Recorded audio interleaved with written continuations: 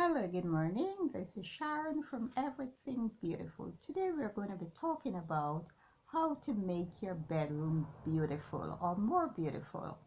Now, even if one bed is in the room can be beautiful. And it's all about the bed, dressing the bed nicely.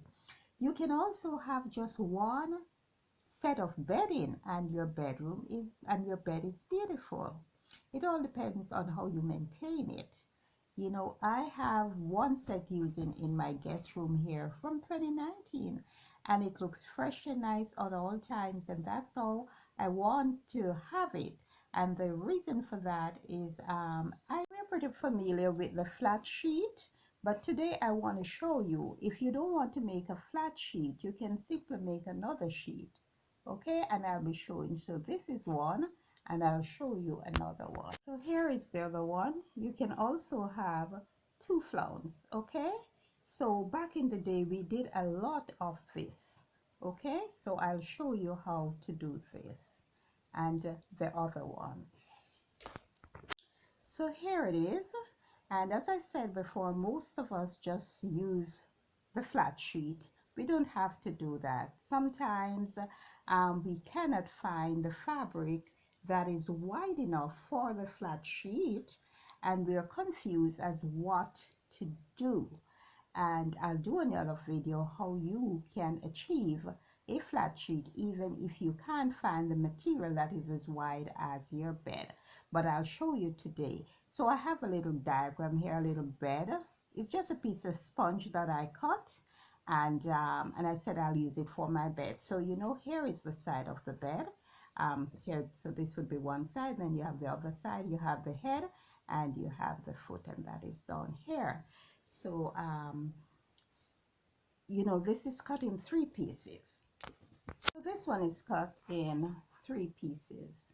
So you want to measure across the bed here and cut the width, and then you cut the length.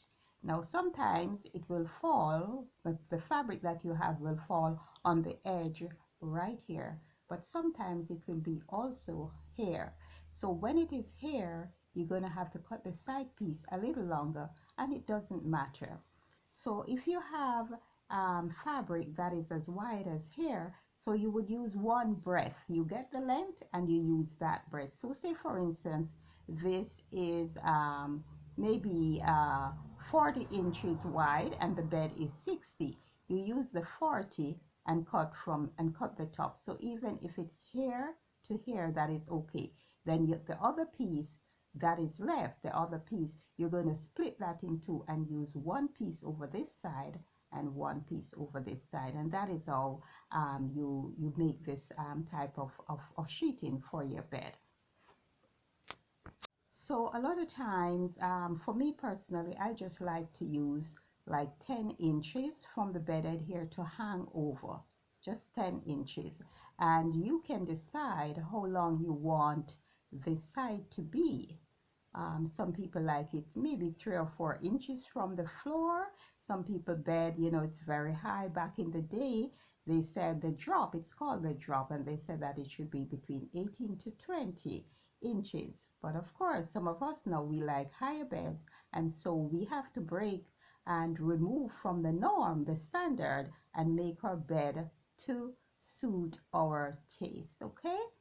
So how you do this now, you would actually cut the length, all right, all three pieces the same, and then you would join it here, all right, and I'll show you how to join it.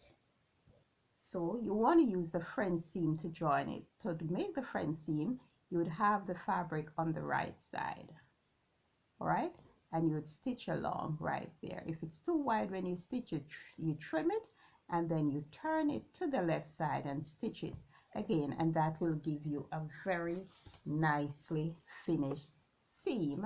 And I did one here for you, so that is what you won't have any fabric showing. So that is what this one looks like. This sheet also, most of the times you go to hotels, you will see these type of sheets on the bed, and they always have a curve to the edge there. because most of us just think that we just need to make a flat sheet. We don't need to make a flat sheet all the time. And as I said, sometimes the fabric, we don't have enough fabric to make the flat sheet, but we can always improvise and be creative. Okay, so to cut the curve at the bottom there, you will just fold this in two, double it, okay, like this, and just like curve it like this. Right, and there are different ways how you can finish it. So that is how it would be. So that's the curve I have at the bottom here. Now, back in the day, we always spread our bed and put our pillow on the fitted sheet, and then fold this over and use this to cover the bed. I don't know if you're interested in that anymore, because sometimes some people, the pillow doesn't look nice enough and they just throw it on the bed like that. So if you do it that way, what you need to do when you're cutting the sheet, the length of the sheet, instead of just leaving 10 inches at the bed to fold over, you want to make it a little longer, give it that extra allowance so that it will be able to cover the pillow. And I have a little piece of sponge here, so I'm going to put it on there and let you see. This is what it will look like. Okay, so you have the pillow there. So that's how we mainly used to spread our beds as children, and even when we became adults, that's how we would spread it. So that is one way you can make your bed a little bit more beautiful. Okay, so and these are also very nice on twin beds. You have two twin beds in the room. You have one with this and another one, and you just have one single pillow there. It's very nice. You spread the bed very nicely. The room looks much better.